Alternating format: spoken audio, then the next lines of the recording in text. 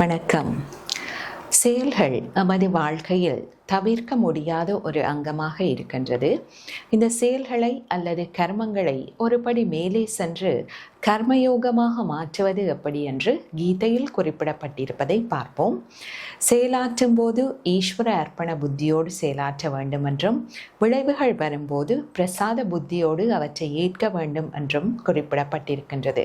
இந்த ஈஸ்வர அர்ப்பண புத்தி என்பது நாம் எந்த ஒரு செயலை செய்யும் போதும் அதை இறைவனுக்காக செய்கின்றோம் என்ற பாவத்தோடு செயலாற்ற வேண்டும்.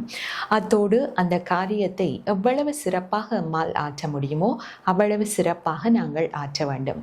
இவ்வாறு நாங்கள் செயலாற்றிய பின் விளைவுகள் வரும். அதனை பிரசாத புத்தியோடு ஏற்றுக்க வேண்டும். பிரசாத புத்தி என்பது நாம் கோவிலுக்கு செல்லுகின்றோம், ஏதோ ஒரு பிரசாதம் நமக்கு கிடைக்கப் பெறுகின்றது, நாம் எந்த ஒரு குறையும் சொல்லாமல் அதனை அப்படியே ஏற்றுக்கொள்ளுகின்றோம். அதுபோல செயலின் விளைவுகளை அவ்வாறே நாங்கள் ஏற்க பழக வேண்டும்.